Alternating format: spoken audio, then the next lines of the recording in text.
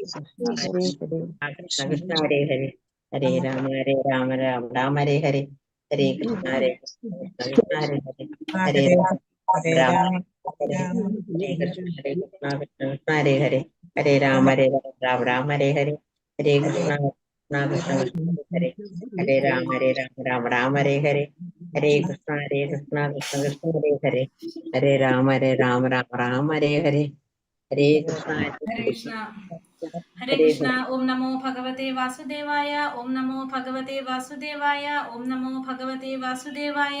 ओम अज्ञानतिमिरान्धस्य ज्ञानाञ्जनाशलाकया चक्षुरुन्मीलितं येन तस्मै श्रीगुरवे नमः। नमो विष्णुपादाय कृष्णप्रेष्ठाय भूतले श्रीमते भक्तिवेदान्त स्वामिनिधि नामिने। नमस्ते सारस्वते देवे गौरवाणी प्रचारिणे निर्विशेष शून्यवादी पाश्चात्य देशतारिणे।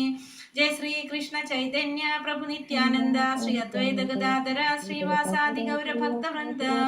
हरे कृष्ण कृष्ण कृष्ण हरे हरे हरे राम राम राम हरे हरे। हरे कृष्ण ശ്രീ ശ്രീ രാധാ ഗോവിന്ദ് ടെമ്പിൾ ഇസ്കോൺ മാംഗ്ലൂരിന്റെ ദേശാമൃതം ക്ലാസ്സിലേക്ക് എല്ലാവർക്കും സ്വാഗതം. ഹരേ കൃഷ്ണ, എല്ലാവർക്കും പ്രണാമം. നമ്മള് ഹരേ കൃഷ്ണ നാലാമത്തെ ഉപദേശം അല്ലേ?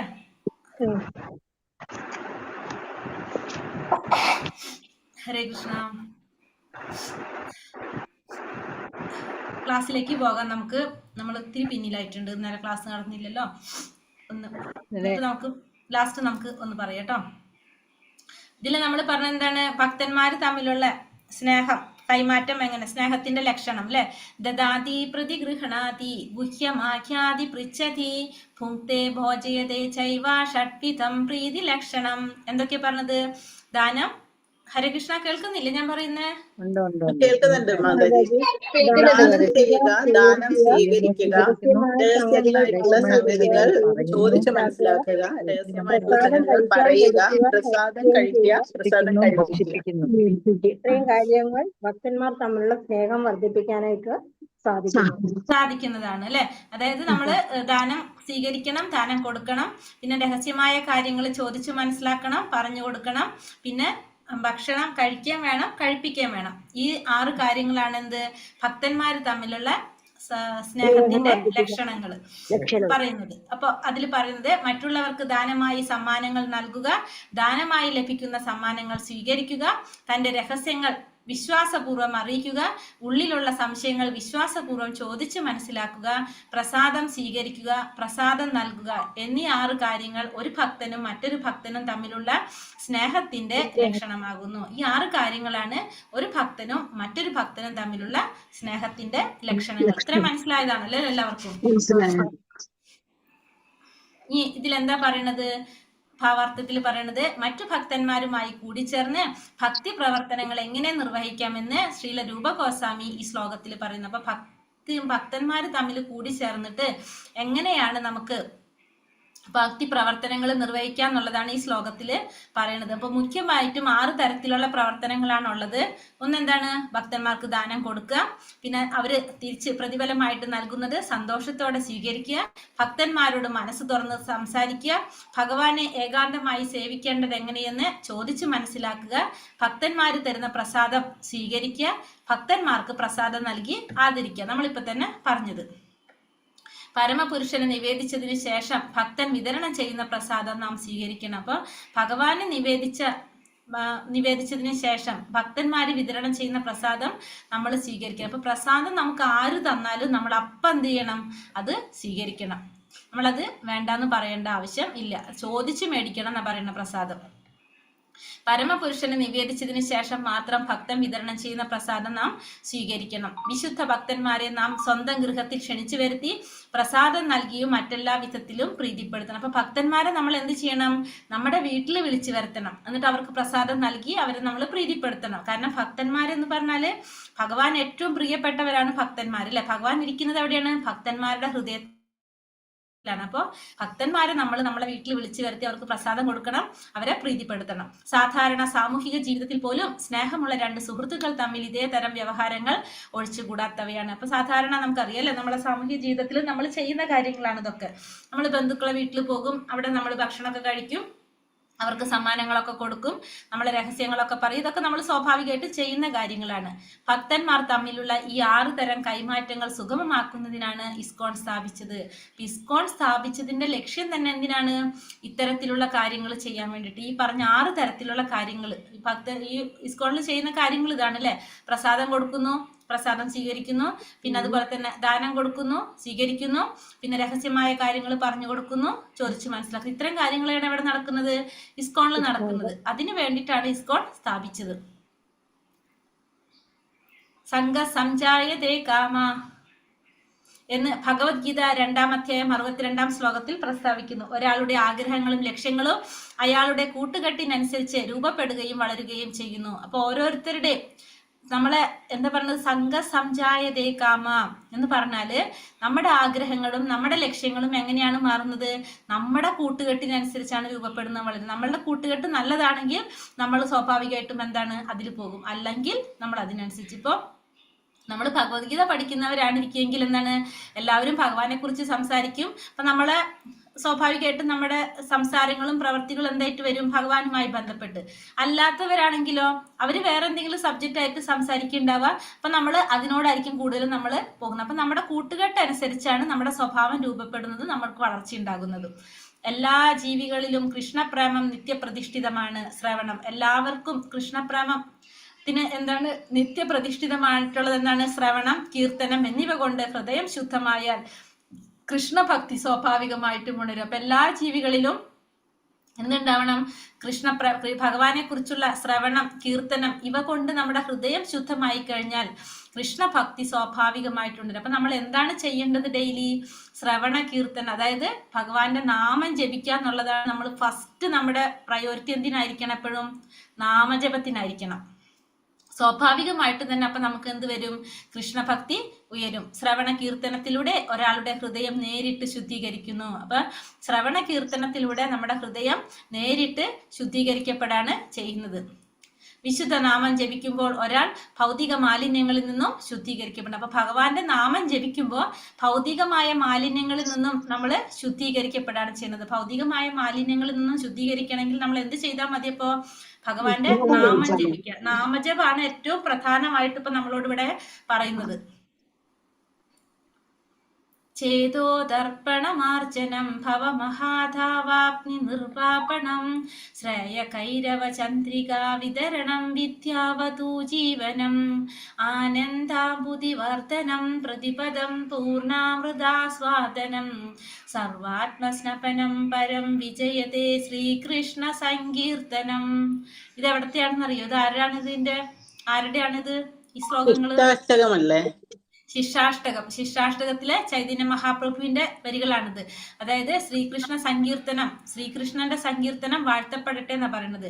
ശ്രീകൃഷ്ണ സങ്കീർത്തനം ഹൃദയത്തിൽ ഉള്ള പൊടിപടലത്തെ തുടച്ചു മാറ്റുന്നു, ജനന മരണ രൂപമായ സംസാരമാകുന്ന കാട്ടുതീയിനെ കെടുത്തുന്നു. അപ്പൊ ശ്രീകൃഷ്ണ പരം വിജയതേ ശ്രീകൃഷ്ണ സങ്കീർത്തനം എന്ന് പറയുന്നത്. ആ ശ്രീകൃഷ്ണ സങ്കീർത്തനം കൊണ്ട് നമുക്ക് എന്ത് സാധിക്കും? നമ്മുടെ ഉള്ളിലിരിക്കുന്ന പൊടിപടലങ്ങൾ മുഴുവനും തുടച്ചു മാറ്റാനായിട്ട് സാധിക്കും. നമ്മുടെ പൊടിപടലങ്ങൾ മാറി എല്ലാം മാറ്റി തുടച്ച് വൃത്തിയാക്കിയാലാണ് അവിടെ ആര് വന്നിരിക്കുന്നത്? ഭഗവാൻ വന്നിരിക്കുന്നത് അല്ലെ. അപ്പൊ ജനന മരണ രൂപമായ സംസാരമാകുന്ന കാട്ടുതീയെ കെടുത്തുന്നതും എന്തുകൊണ്ട് സാധിക്കും? ഈ ഭഗവാന്റെ നാമസങ്കീർത്തനം കൊണ്ട് സാധിക്കും. മാതാജി ഒരു കാര്യം ചോദിച്ചോട്ടെ? ഹലോ, പറഞ്ഞു മാതാജി. അല്ല, ഇന്നല്ലേ എക്സാം പറഞ്ഞിട്ടുണ്ടായിരുന്നത്? ഇല്ല മാതാജി, ഇല്ല കേട്ടോ. ഹരേ കൃഷ്ണ. ഞാൻ മൈസൂർ പോയപ്പോ വന്നിട്ടേ ഉള്ളൂ. ഞാൻ പൊടി പിടിച്ച് വന്നതാ പരീക്ഷയാണല്ലോ വിചാരിച്ചിട്ട്. ഹരേ കൃഷ്ണ. ഹരേ കൃഷ്ണ കീർത്തനം ചെയ്യപ്പെടുന്നവൻ മാത്രമല്ല ശുദ്ധീകരിക്കപ്പെടുന്നത്. ഹരേ കൃഷ്ണ ഹരേ കൃഷ്ണ കൃഷ്ണ കൃഷ്ണ ഹരേ ഹരേ ഹരേ രാമ രാമ രാമ ഹരേ ഹരേ എന്ന മഹാമന്ത്രം ശ്രവിക്കുന്ന ഏതൊരാളുടെയും ഹൃദയം ശുദ്ധീകരിക്കപ്പെടുന്നു. അപ്പോ ഹരേ കൃഷ്ണ മഹാമന്ത്രം ചൊല്ലുന്നവന് മാത്രമല്ല ശുദ്ധീകരണം സംഭവിക്കുന്നത്, ആർക്കും കൂടി കിട്ടും? കേൾക്കുന്നവനും കൂടി കിട്ടും. കേൾക്കുന്നവനും കൂടി കിട്ടും. അപ്പൊ നമ്മളിപ്പോ പറയില്ല, എപ്പോഴും ക്ലാസ്സിൽ കയറി കഴിഞ്ഞ് നിങ്ങൾ നാമം ജപിക്കണം പറയണം. എന്തുകൊണ്ടാന്ന് വെച്ചാല് ആരെങ്കിലും ഇപ്പൊ ചിലപ്പോ അവര് ചെയ്യുന്നത് അവർക്ക് ചെയ്യാൻ സമയം കിട്ടുന്നില്ല, അവര് ചൊല്ലുന്നില്ല. പക്ഷെ നമ്മൾ ഇവിടെ ഇരുന്ന് ആരെങ്കിലും ചൊല്ലുന്നത് കേൾക്കുമ്പോ അതാരെങ്കിലും ആ മന്ത്രം കേൾക്കുമ്പോൾ അവരും കൂടി ശുദ്ധീകരിക്കപ്പെടുകയാണ് ചെയ്യുന്നത്.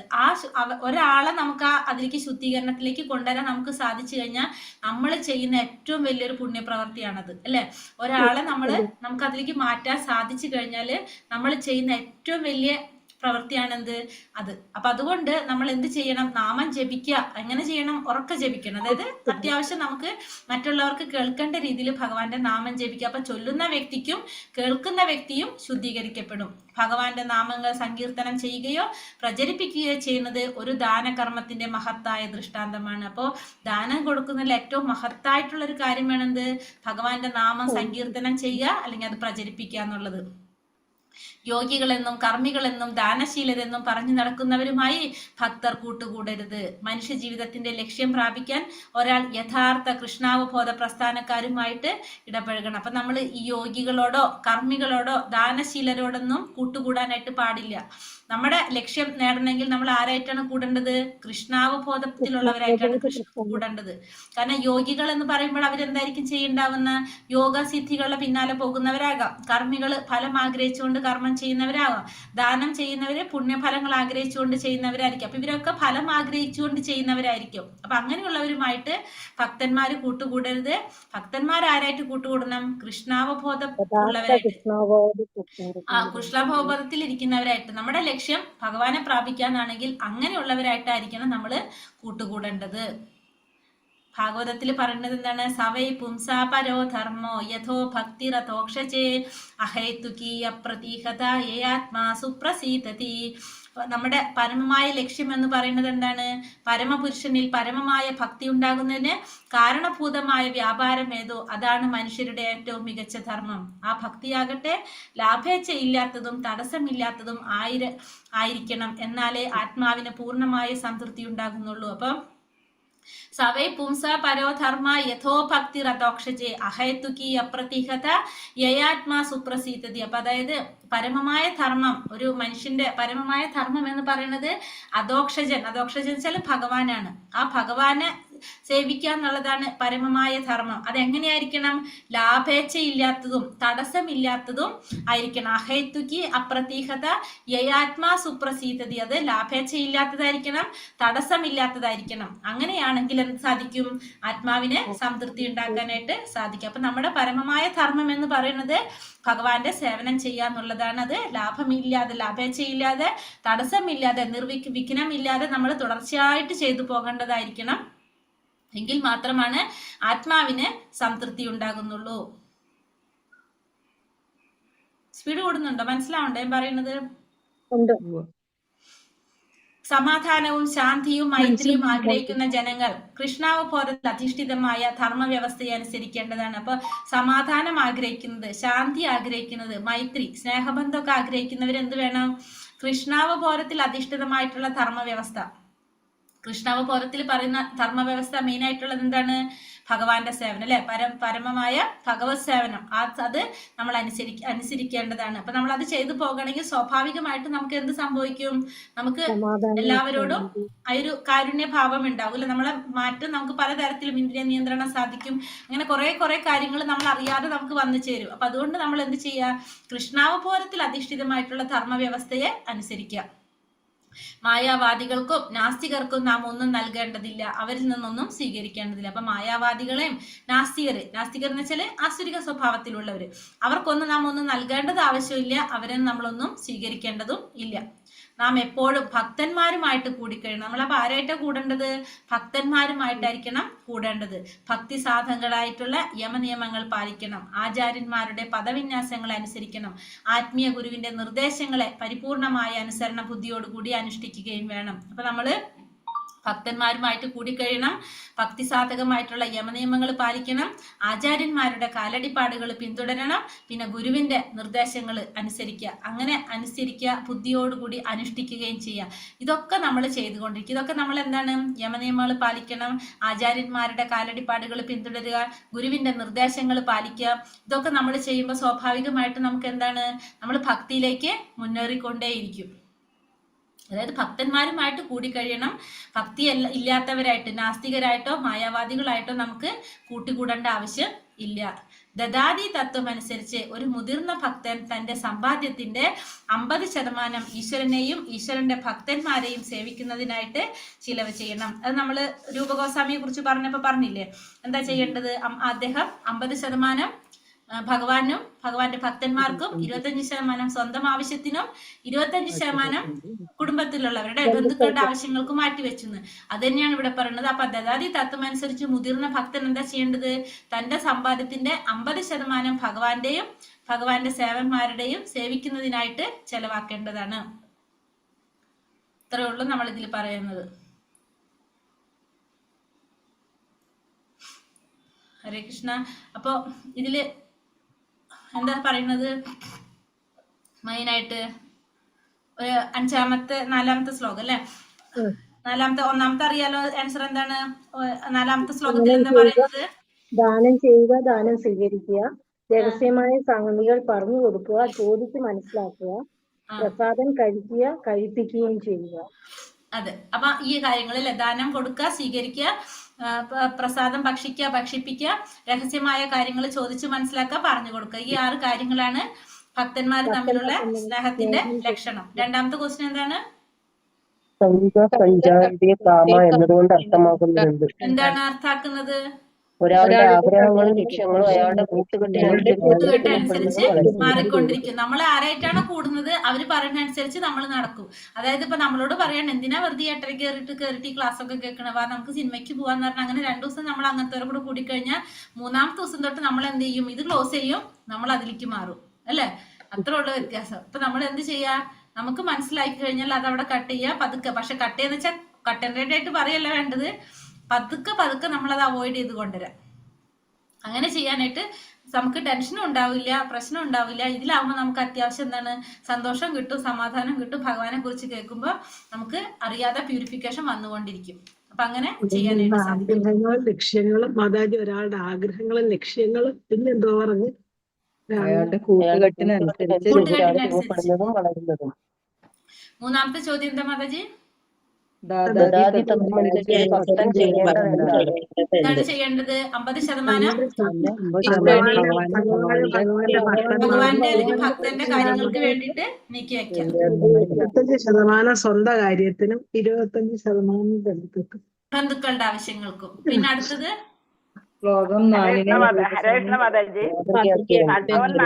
ഭഗവത് നാമങ്ങൾ സങ്കീർത്തനം ചെയ്യുക, അത് വേണ്ടി വരുമോ? ഇല്ലില്ല, ഇത് ദാനം കൊടുക്കണതിനെ പറ്റില്ല പറയുന്നത്.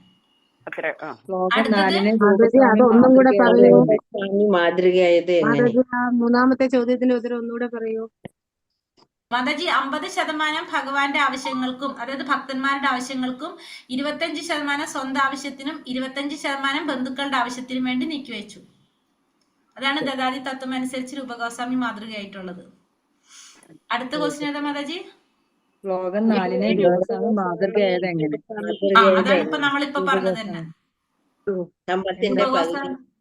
രൂപഗോസ്വാമി മാതൃകയായത് അങ്ങനെ ഇപ്പൊ പറഞ്ഞത് അത് തന്നെയല്ലേ? അതെ. സമ്പാദ്യത്തിന്റെ 50% കാര്യമാണോ പറയണേ? അതെ, അത് തന്നെ. രൂപഗോസ്വാമി മാതൃകയായത് അങ്ങനെയാണ്. അതെ.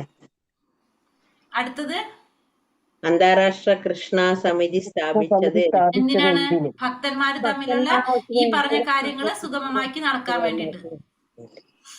പിന്നെ അടുത്തത് ഒരാളുടെ ഹൃദയം നേരിട്ട് ശുദ്ധീകരിക്കുന്നത് എങ്ങനെ? ഭഗവാന്റെ നാമജപത്തിലൂടെ അല്ലെ? അങ്ങനെയല്ലേ പറഞ്ഞത് നമ്മള്? ഭഗവത് നാമം സങ്കീർത്തനം ചെയ്യുന്നതിലൂടെ ഹൃദയത്തെ നേരിട്ട് ശുദ്ധീകരിക്കാനായിട്ട് സാധിക്കും. നാമജപം എല്ലാവരും ചെയ്യുന്നുണ്ടല്ലോ അല്ലെ? ചെയ്യാത്ത ആരും ഇല്ലാന്ന് വിചാരിക്കുന്നു. എണ്ണം കുറഞ്ഞിട്ടുള്ള ആരെങ്കിലും ഉണ്ടോ? കൂട്ടിട്ടല്ലോ എല്ലാവരും? വനിതമാരെ പറഞ്ഞു ഏറ്റവും കുറഞ്ഞ ഞാനായിരുന്നു, ഞാനത് കൂട്ടി. 7 മണിയുടെ ജപം നടക്കുന്ന ഇനി ലിങ്ക് മാറ്റേണ്ടി വരും നാളെ തൊട്ടിട്ടോ. 7 മണിയുടെ ലിങ്ക് മാറും. അത് പറഞ്ഞു ഇപ്പൊ, കാരണം എല്ലാ ദിവസവും 7 മണിക്ക് കയറുന്നുണ്ട് ഞങ്ങള്. ലിങ്ക് മാറ്റിത്തരാം. നമ്മളെ മറ്റേ ഗൂഗിൾ മീറ്റ് തന്നെ എടുക്കേണ്ടി വരും, കാരണം ഈ ക്ലാസ് തുടങ്ങല്ലേ L1-ന്റെ. എന്നിട്ട് പിന്നെ അടുത്തത് ശുദ്ധീകരിക്കപ്പെടുന്നത് എപ്പോൾ? മാലിന്യങ്ങളിൽ നിന്ന് ശുദ്ധീകരിക്കപ്പെടുന്നത് എപ്പോൾ? അതെപ്പോഴാണ്? ഭഗവാന്റെ നാമസങ്കീർത്തനത്തിലൂടെ. അടുത്തത് മനുഷ്യരുടെ ഏറ്റവും മികച്ച ധർമ്മം എന്താണ്?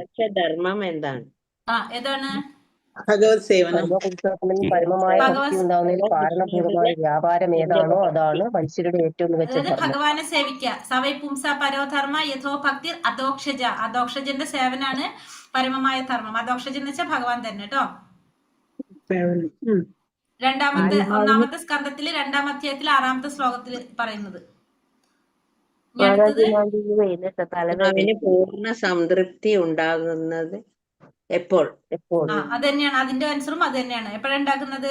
ആ സേവനം ചെയ്യുന്നത് ലാഭേച്ഛയില്ലാതെ തടസ്സമില്ലാതെ ചെയ്യുമ്പോൾ ആത്മാവിന് പൂർണ്ണ സംതൃപ്തി ഉണ്ടാകും. അപ്പൊ ഭഗവാനെ സേവിക്കുന്നത് ലാഭം ആഗ്രഹിക്കാതെ, പ്രതിഫലങ്ങളൊന്നും ആഗ്രഹിക്കാതെ, തടസ്സങ്ങൾ ഇല്ലാതെ ആവുമ്പോ എന്താണ്? പരിപൂർണ്ണ സംതൃപ്തി ആത്മാവിനുണ്ടാകും.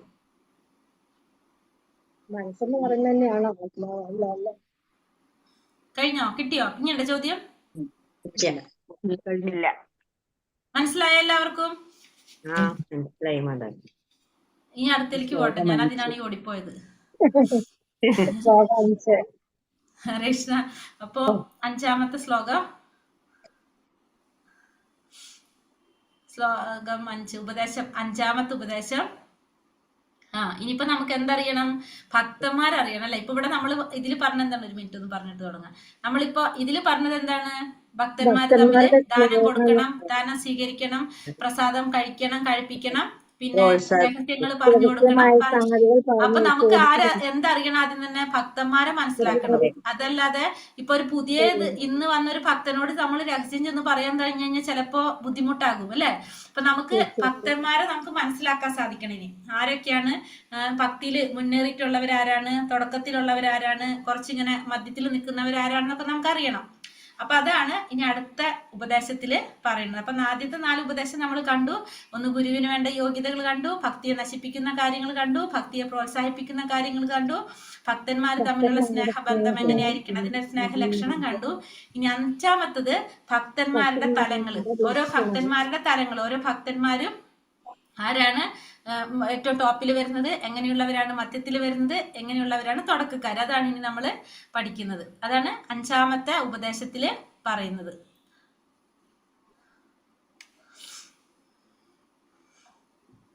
ഹരേ കൃഷ്ണ. ഓം നമോ ഭഗവതേ വാസുദേവായ.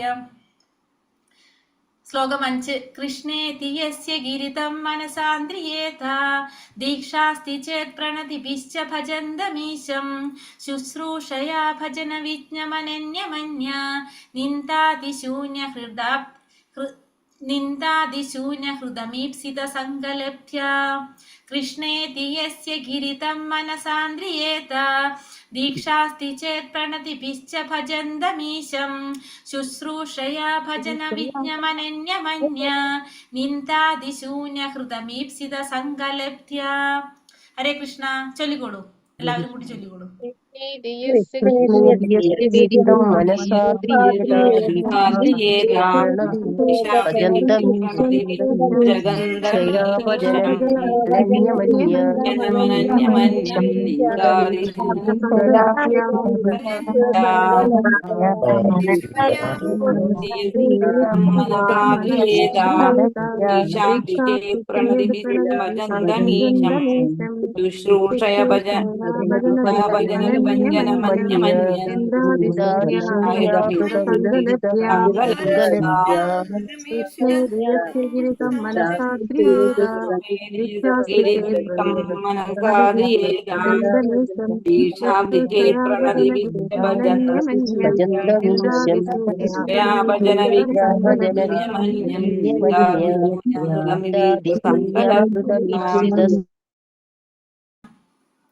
ഇനി ഇതിൽ നമ്മൾ പറയുന്നത്, നമ്മൾ 3 തരത്തിലുള്ള ഭക്തന്മാരില്ലേ, അവരെ നമ്മൾ ഇനി പറയുന്നത്. അപ്പൊ ആദ്യം എന്ന് പറയുന്നത്, ആരാണോ, ആരുടെ വാക്കിലാണോ കൃഷ്ണ എന്ന പുണ്യനാമമുള്ളത്, ഭഗവാന്റെ നാമം ജപിക്കുന്നവര്, ആ ഭക്തനെ നമ്മൾ കൃഷ്ണ എന്ന നാമം ഉച്ചരിക്കുന്ന ഒരു ഭക്തനെ നമ്മൾ മനസ്സുകൊണ്ട് ആദരിക്കണം.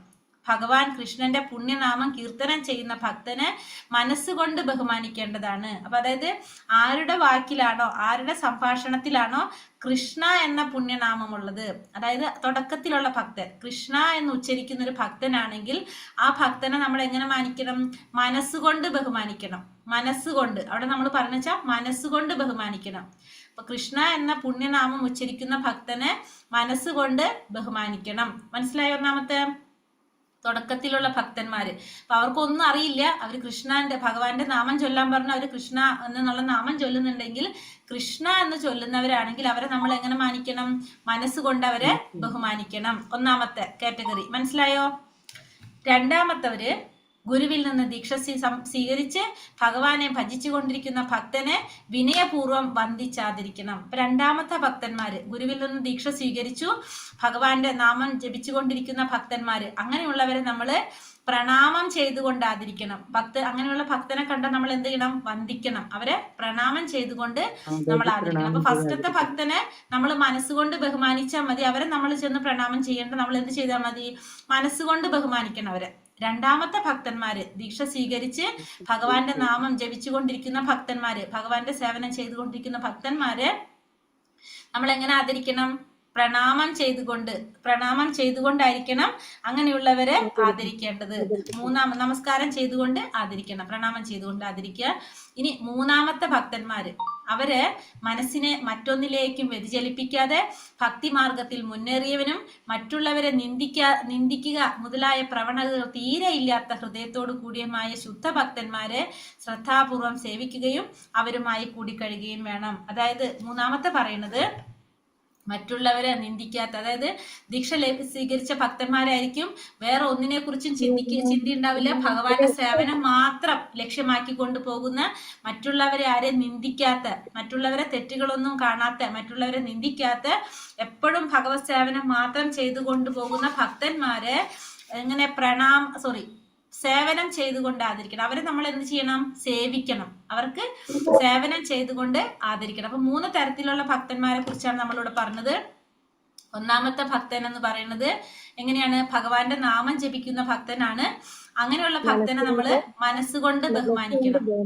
ആ ഭക്തനൊരു പേര് പറയും കനിഷ്ഠ ഭക്തൻ, കനിഷ്ഠ അധികാരി, കനിഷ്ഠ ഭക്തൻ.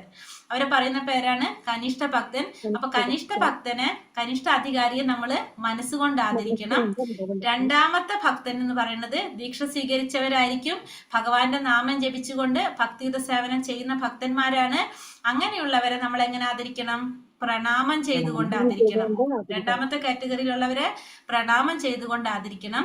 മൂന്നാമത്തെ കാറ്റഗറിയിലുള്ള ഭക്തന്മാര് ദീക്ഷ സ്വീകരിച്ചവരായിരിക്കും.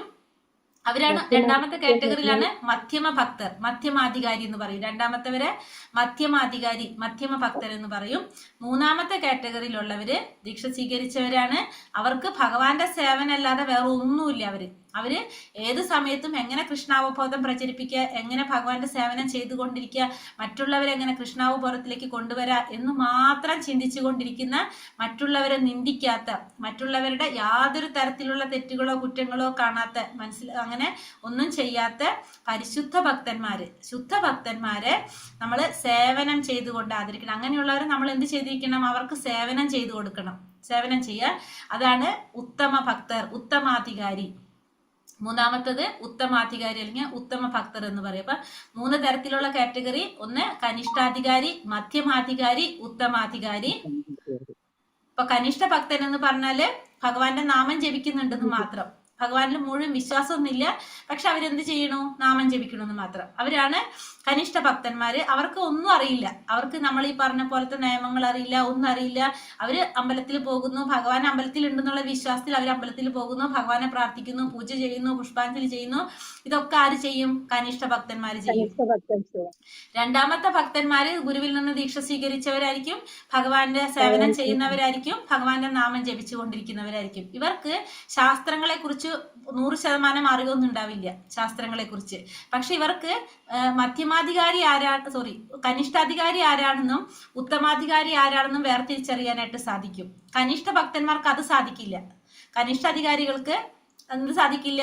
മധ്യമാധികാരി ആരാണ്, ഉത്തമാധികാരി ആരാണെന്ന് അറിയില്ല. അവരോട് എങ്ങനെ പെരുമാറണം എന്നൊന്നും ആർക്കറിയില്ല. ഈ കനിഷ്ഠാധികാരികൾക്ക് അറിയില്ല. അവരോട് എങ്ങനെയാണ് പെരുമാറേണ്ടത്, എന്ത് ചെയ്യണം, അവരോട് സംസാരിക്കേണ്ടത് എങ്ങനെയാണെന്നൊന്നും ഇവർക്ക് അറിയില്ല. പക്ഷെ മധ്യമ ഭക്തന്മാർക്ക് ഇതൊക്കെ അറിയാൻ സാധിക്കും. അവര് പുതിയ ഭക്തന്മാരോട് ആ രീതിയിൽ പെരുമാറും, ഉത്തമ ഭക്തന്മാരോട് അവരോട് പെരുമാറേണ്ട രീതിയിൽ പെരുമാറും. ഇതൊക്കെ ആർക്കറിയാം? മധ്യമാധികാരികൾക്ക് അറിയാനായിട്ട് സാധിക്കും. മൂന്നാമത്തേതാണ് ആര്? ഉത്തമാധികാരി. ഉത്തമാധികാരി എന്ന് പറഞ്ഞാല് ആചാര്യന്മാരാണ് ഏതില് വരുന്നത്? ഉത്തമാധികാരികൾ എന്ന് പറയുമ്പോൾ ആചാര്യന്മാര്, ഗുരുക്കന്മാരൊക്കെ ഉത്തമാധികാരികളായിരിക്കും. അവരെന്താണ്? അവർക്ക് ശാസ്ത്രങ്ങളെ കുറിച്ച് നല്ല അറിവുണ്ടായിരിക്കും. അവര് ഒരാളെ നിന്ദിക്കുന്നവരായിരിക്കില്ല. അവര് മറ്റുള്ളവരെ തെറ്റുകളോ കുറ്റങ്ങളോ ഒന്നും അവർക്ക് കാണില്ല. അവരെല്ലാവരും ഭഗവാന്റെ അംശമാണ്, എല്ലാവരും ഭഗവാന്റെ അംശമാണ്, എല്ലാവരിലും ഭഗവാൻ ഉണ്ട് എന്ന് മനസ്സിലാക്കി എല്ലാവരോടും ഒരേപോലെ പെരുമാറുന്നവരായിരിക്കും ആര്? ഉത്തമാധികാരികള്. അവരെ നമ്മൾ എങ്ങനെ ആദരിക്കണം? സേവനം ചെയ്തുകൊണ്ട്. അവർക്ക് നമ്മള് സേവനം ചെയ്തുകൊണ്ടാണ് അവരെ ആദരിക്കേണ്ടത്. മനസ്സിലായോ 3 കൂട്ടരെ കുറിച്ചും? മനസ്സിലായി.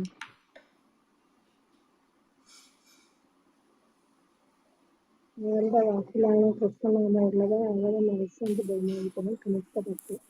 ഗുരുവിൽ നിന്നും ദേശി സ്വീകരിച്ച ഭഗവാന്റെ നാമം ചെയ്യുന്ന ഭക്തരെ 6 വിധത്തിലുള്ള പ്രേമ വ്യവഹാരങ്ങൾ ബുദ്ധിപൂർവ്വം പ്രയോഗിക്കണം. വൈഷ്ണവന്മാരെ അവരുടെ യോഗ്യതയ്ക്കനുസരിച്ച് സമുചിതമായ രീതിയിൽ സമീപിക്കണം. അപ്പൊ നമ്മൾ ഈ പറഞ്ഞ കഴിഞ്ഞ ശ്ലോകത്തിൽ പറഞ്ഞ 6 വിധത്തിലുള്ള നമ്മൾ ഈ പറഞ്ഞ കൈമാറ്റങ്ങളിൽ അത് ബുദ്ധിപൂർവ്വം നമ്മൾ പ്രയോഗിക്കണം.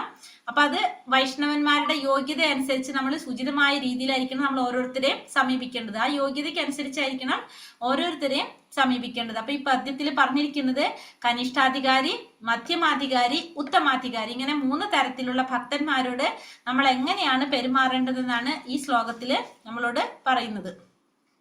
ഇപ്പൊ ഗുരുവിൽ നിന്ന് ഹരിനാമം ഉച്ചരിക്കുന്നതിൽ പ്രാരംഭ ഉപദേശം നേടിയ നവാഗതരാണ് ആര്? കനിഷ്ഠാധികാരി എന്ന് പറയുന്നത് പ്രാരംഭ ഉപദേശം നേടിയവരായിട്ടുള്ള പുതിയവരാണ് അവര്. ഇദ്ദേഹത്തിനെ കനിഷ്ഠ വൈഷ്ണവൻ എന്ന് കരുതി മനസ്സിൽ ആദരവ് പുലർത്തണം. രണ്ടാമത്തത് ശരിയായ ആചാര്യൽ നിന്ന് ഭക്തിമാർഗത്തിൽ ഉപദേശ ദീക്ഷ നേടി ഭഗവാനെ സേവിക്കുന്നതിൽ വ്യാപരിച്ചിരിക്കുന്നവനാണ് എന്ത്? മധ്യമാധികാരി. അത് ഭഗവത്ഗീതയിൽ ബഹുദൂരം പുരോഗമിച്ച സമുന്നതനായിട്ടുള്ള ഭാഗവതനാണ് ഉത്തമാധികാരി. അപ്പൊ രണ്ടാമത്തത് ഉപദേശ ദീക്ഷ നേടിയവനായിരിക്കും, ഭഗവാനെ സേവിച്ചു കൊണ്ടിരിക്കുന്നവനാണ് മധ്യമാധികാരി. പിന്നെ കുറെ മുന്നിലേക്ക് പോയിട്ടുള്ള പുരോഗമിച്ചിട്ടുള്ള ഭക്തനാണ് ആര്? ഉത്തമാധികാരി, ഭാഗവതൻ എന്ന് പറയാം. ഭക്തിയുടെ സേവനത്തിന്റെ അടിത്തട്ടിൽ സ്ഥിതി ചെയ്യുന്ന ദേവവിഗ്രഹത്തെ ഭജിക്കുന്നതിൽ മാത്രം തൽപരരായി വർത്തിക്കുന്ന കനിഷ്ഠാധികാരിയുടെ മട്ടിൽ ആരും തുനിയരുത്. അതായത് കഴിയാനായിട്ട്. അതായത് കനിഷ്ഠാധികാരി എന്ന് പറയുമ്പോൾ നമ്മളെല്ലാവരും തുടക്കത്തിൽ ആരാണ്? കനിഷ്ഠാധികാരികളായിരിക്കും. നമ്മളെല്ലാവരും ഫസ്റ്റ് തന്നെ നമ്മൾ എല്ലാവരും ആരായിരിക്കും? കനിഷ്ഠ ഭക്തന്മാരായിരിക്കും അല്ലെ?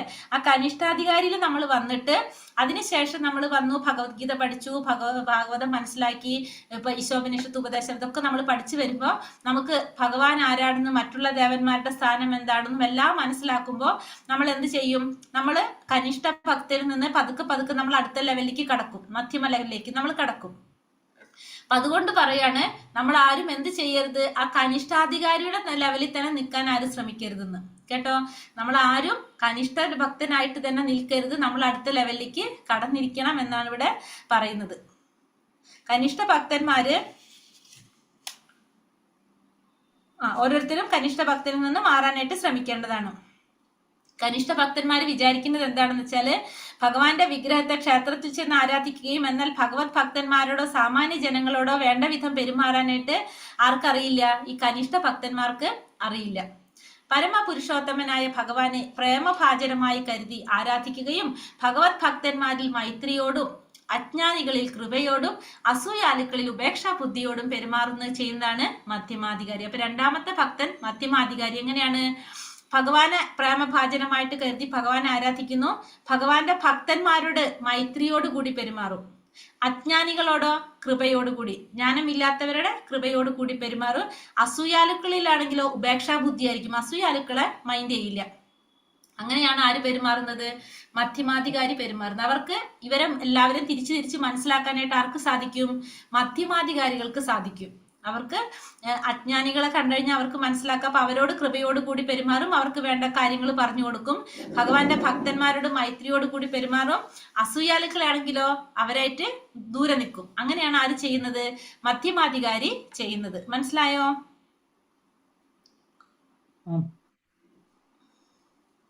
അനുഭവജ്ഞാനം വെച്ച് ഭക്തന്മാർ പലതരത്തിലുണ്ട്. പ്രാകൃത ഭക്തൻ സാമാന്യന് ഹരേ കൃഷ്ണ മന്ത്രം ജപിക്കാറുണ്ട്. പക്ഷെ അവർക്ക് മദ്യത്തോടും മദിരാശിയോടും ധനത്തോടും ആസക്തിയുണ്ട്. ഇങ്ങനെ ഉള്ളവരെ മനസ്സുകൊണ്ട് ബഹുമാനിച്ചാൽ മതി. ഇപ്പൊ ഭഗവാന്റെ നാമം ജപിക്കുന്നുണ്ടെങ്കിലും നമ്മൾ നമ്മൾ ഈ പറഞ്ഞ 4 യമ നിയമങ്ങൾ അല്ലെ, അത് പാലിക്കാത്തവരായിരിക്കും. അങ്ങനെയൊക്കെ പാലിക്കാത്തവരൊക്കെ ഉണ്ടെങ്കിൽ അവരെ നമ്മൾ എന്ത് മതി? അവരൊക്കെ ഏതിലാ വരുന്നത്? കനിഷ്ഠ ഭക്തന്മാരാണ് അവരെല്ലാം. അവരൊക്കെ മനസ്സുകൊണ്ട് ബഹുമാനിച്ചാൽ മതി എന്നാണ് പറയുന്നത്. കൃഷ്ണാവബോധത്തിൽ ജാതി, വർണ്ണം മുതലായവയ്ക്കൊന്നും യാതൊരു പരിഗണനയും ഇല്ല. എല്ലാവർക്കും ഈശ്വര ഭജനത്തിനുള്ള അവസരം നൽകിയത്. അപ്പൊ കൃഷ്ണാവബോധത്തിൽ നമ്മൾ എങ്ങനെയാണ്? ഒരാളുടെ ജാതി നോക്കിയിട്ടോ ഒരാൾ കുലം ഏതാണെന്നൊന്നും നോക്കിയിട്ടോ ഒന്നല്ല നമ്മൾ ആരോടും പെരുമാറുന്നത്. എല്ലാവരോടും എന്താണ് ചെയ്യുന്നത്? എല്ലാവർക്കും ഭഗവാന്റെ നാമം ജപിക്കുക, അതിനുള്ള അവസരം കൊടുക്കാൻ മാത്രമാണ് നമ്മൾ എന്ത് ലക്ഷ്യം? കൃഷ്ണാവബോധത്തിൽ നമ്മൾ ചെയ്യുന്നത്. ദീക്ഷ കൊണ്ട് വിഷയസുഖങ്ങളിൽ ഒരാൾക്ക് ക്രമത്തിൽ വൈരാഗ്യം ജനിക്കും. ആത്മീയ ജീവിതത്തിൽ താല്പര്യം ഉണ്ടാവുകയും ചെയ്യും. അപ്പൊ ദീക്ഷ സ്വീകരിച്ചു കഴിഞ്ഞാൽ സ്വാഭാവികമായിട്ട് നമുക്ക് പതുക്കെ പതുക്കെ എന്താണ് സംഭവിക്കുന്നത്? നമുക്ക് ഇന്ദ്രിയ സുഖങ്ങളിലുള്ള താല്പര്യം കുറഞ്ഞുകൊണ്ടിരിക്കും. ഭഗവാനോടുള്ള അല്ലെങ്കിൽ ആത്മീയ ജീവിതത്തിനോടുള്ള താല്പര്യം വർദ്ധിച്ചുകൊണ്ടിരിക്കും. ഒന്നിനോട് ആസക്തി വരുമ്പോൾ മറ്റേനോട് സ്വാഭാവികമായിട്ട് നമുക്ക് വിരക്തി ഉണ്ടായിക്കൊണ്ടിരിക്കും.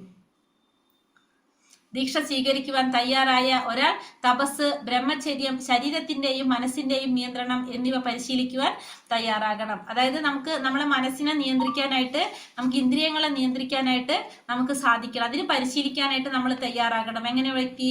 ദീക്ഷ സ്വീകരിക്കാൻ തയ്യാറായിട്ടുള്ളൊരു വ്യക്തി. ദീക്ഷ സ്വീകരിക്കാൻ തയ്യാറാകുമ്പോൾ നമ്മൾ മനസ്സിനെ നിയന്ത്രിക്കാനും പിന്നെ അതുപോലെ തന്നെ നമ്മുടെ ഇന്ദ്രിയങ്ങളെ നിയന്ത്രിക്കാനും ഒക്കെ നമ്മൾ പരിശീലിക്കാനായിട്ട് തയ്യാറാകണം. തദ്വിജ്ഞാനാർത്ഥം സാ ഗുരുമേവാപി ഗച്ഛാത്. പരമസത്യത്തെ കുറിച്ചുള്ള ദിവ്യമായ അറിവിൽ താല്പര്യം ഉദിച്ചവന് ദീക്ഷ കൊടുക്കേണ്ടതാണ്. അപ്പൊ ഭഗവാനെ കുറിച്ച് മനസ്സിലാക്കി ആ സത്യത്തെക്കുറിച്ച്, ആ പരമസത്യത്തെ കുറിച്ചുള്ള അറിവ്, അതിൽ താല്പര്യമുള്ള വ്യക്തിക്ക് നമ്മൾ എന്ത് കൊടുക്കണം? ദീക്ഷ കൊടുക്കണം. കാരണം ആ വ്യക്തിക്ക് മുന്നേറാനായിട്ട് എന്ത് കൂടി കൊടുക്കണം? ദീക്ഷയും കൂടി സ്വീകരിച്ചു കഴിഞ്ഞാൽ ആരുടെ സപ്പോർട്ട് കിട്ടാണ്? ഗുരുവിന്റെ സഹായം കിട്ടാണ് അല്ലെ. അപ്പൊ അതുകൊണ്ട് അങ്ങനെയുള്ളവർക്ക് ദീക്ഷ കൊടുക്കേണ്ടതാണ്. കൃഷ്ണന്റെ പുണ്യനാമങ്ങൾ ജപിക്കുന്നതിന് എത്രയോ ഉത്കർഷദായകമാണ്. വൈകല്യം കൂടാതെ 10 തരം നാമാപരാധങ്ങളുള്ളതിൽ ഒന്നുപോലും കൂടാതെ ഹരേ കൃഷ്ണ മഹാമന്ത്രം ഒരാൾ ശ്രദ്ധാപൂർവം ജപിക്കുന്ന പക്ഷം അയാൾ അനുക്രമം ഉയർന്ന് ഈശ്വരന്റെ നാമത്തിനും ഈശ്വരനും തമ്മിൽ വ്യത്യാസമില്ലെന്നറിയുന്ന അവസ്ഥയിലെത്തും. അതായത് നമ്മൾ ഭഗവാന്റെ നാമം ജപിക്കുമ്പോൾ നമ്മൾ പറയുന്ന 10 നാമാപരാധങ്ങളുണ്ട്. 10 നാമാപരാധം. ഈ 10 നാമാപരാധങ്ങളില് ഒന്നുപോലും ഇല്ലാതെ, ഈ നാമാപരാധങ്ങൾ ഒന്നുമില്ലാതെ ഭഗവാന്റെ നാമം ജപിക്കാൻ സാധിച്ചു കഴിഞ്ഞാൽ നമുക്ക് എന്ത് മനസ്സിലാക്കാൻ സാധിക്കും? അനുക്രമം, പതുക്കെ പതുക്കെ അയാൾ ഉയർന്ന് ഭഗവാനും ഭഗവാന്റെ നാമവും തമ്മിൽ യാതൊരു വ്യത്യാസം ഇല്ല എന്നുള്ളൊരവസ്ഥയിലേക്ക് എത്തും, മനസ്സിലാക്കുന്നൊരവസ്ഥ. ഇപ്പൊ നമ്മളൊക്കെ നാമം ജപിക്കുമ്പോൾ അപരാധത്തോടു കൂടിയാണ് നാമം ജപിക്കുന്നത്. എപ്പോഴാണ് നമുക്ക് വൈകല്യങ്ങളില്ലാതെ നാമം ജപിക്കാൻ സാധിക്കുന്നത്? അപ്പോൾ നമുക്ക് ഭഗവാനും ഭഗവാന്റെ നാമത്തിനും തമ്മിൽ യാതൊരു വ്യത്യാസം ഇല്ല എന്ന് നമുക്ക് അറിയാനായിട്ട് സാധിക്കും. കുറെ സമയമെടുക്കും അതിന്.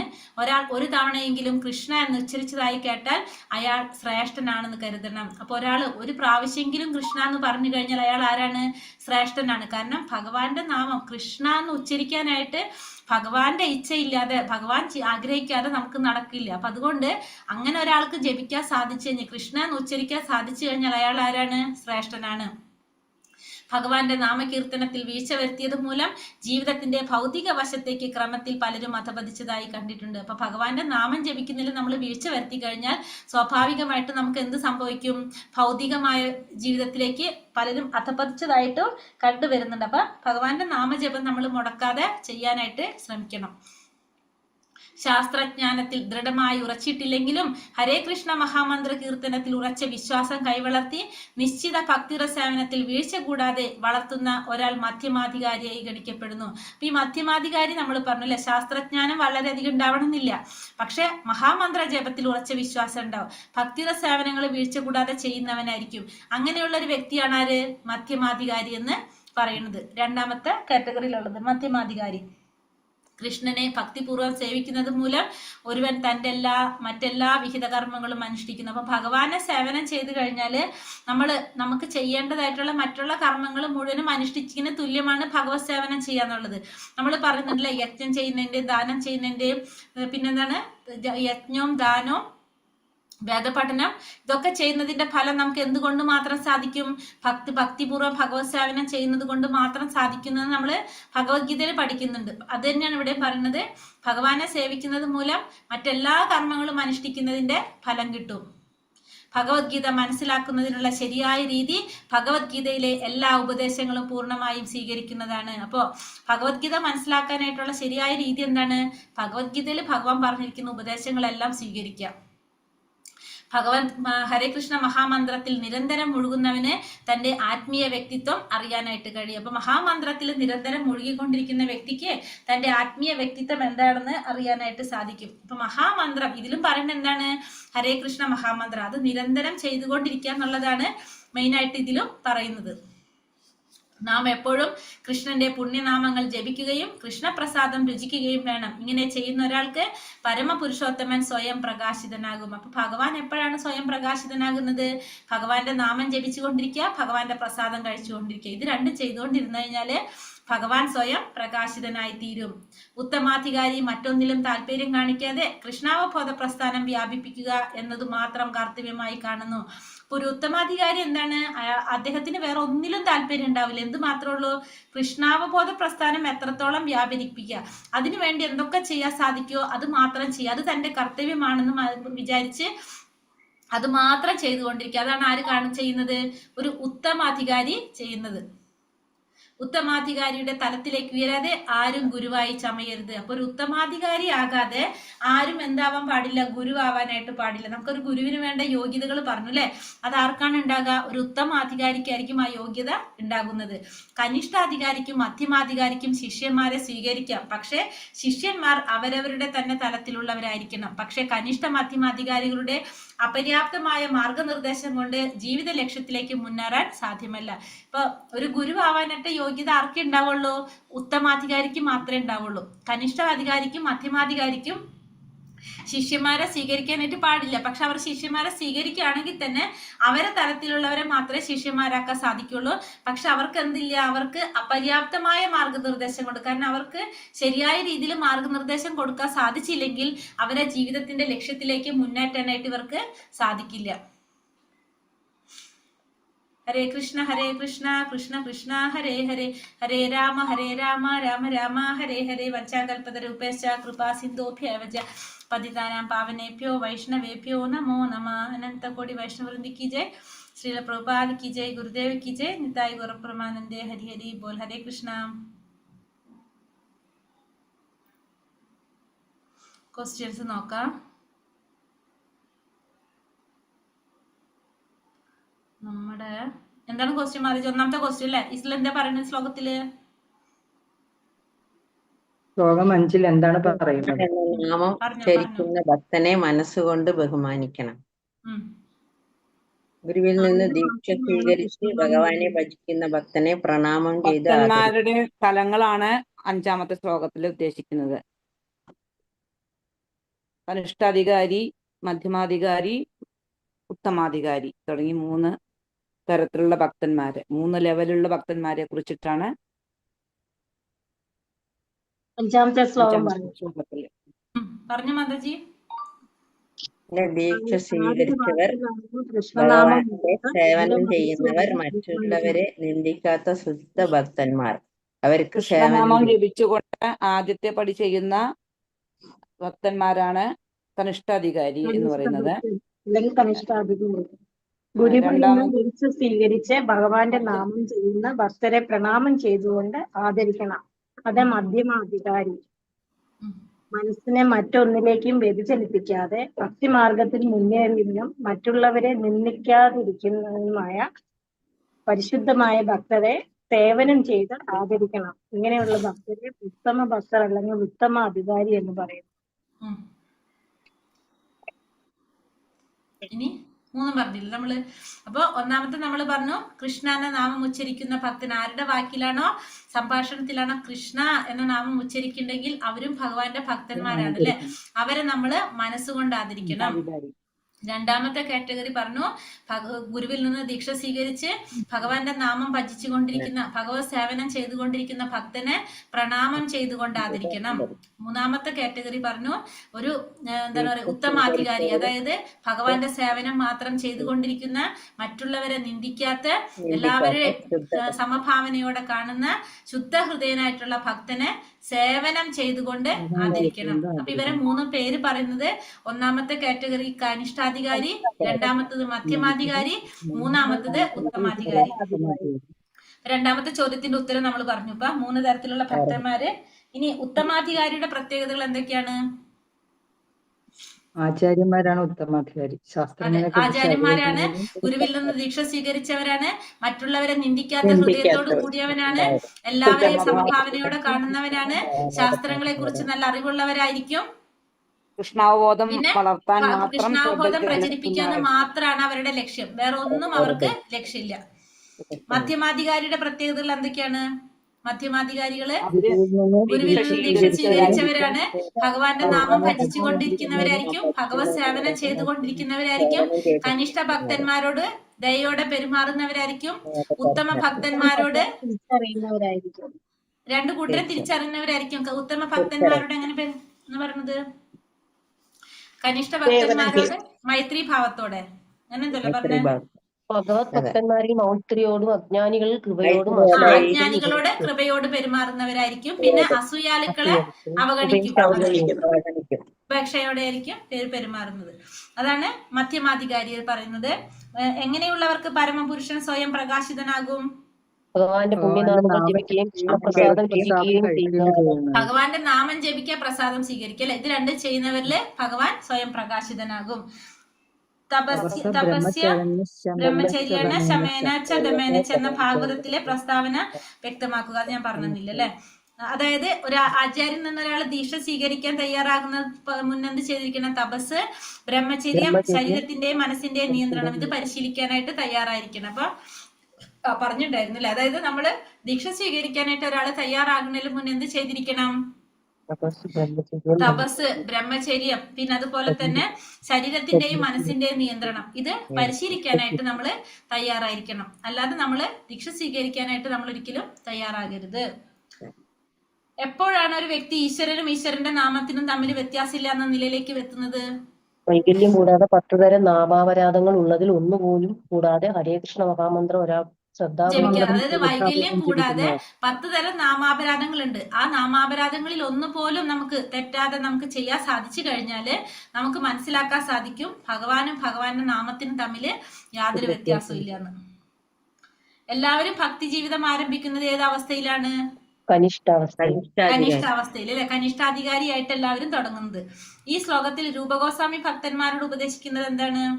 കനിഷ്ഠ, മധ്യമ, ഉത്തമാധികാരികളെ വേർതിരിച്ചറിയാൻ 3 കൂട്ടരെ നമുക്ക് തിരിച്ചറിയാൻ സാധിക്കണം. കനിഷ്ഠ ഭക്തന്മാര്, ഉത്തമ ഭക്തര്, മധ്യമ ഭക്തര്, ഇവരെ 3 പേരെ തിരിച്ചറിയാനായിട്ട് നമുക്ക് സാധിക്കണം.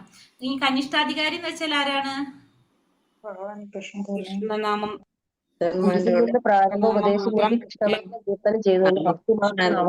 കൃഷ്ണനാമം ഉച്ചരിക്കുന്നവനായിരിക്കും.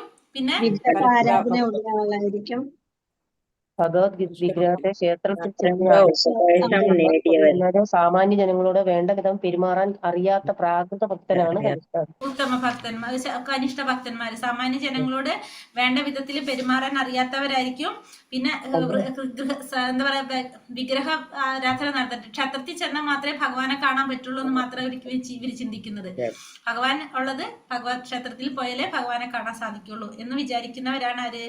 കനിഷ്ഠ ഭക്തന്മാര്.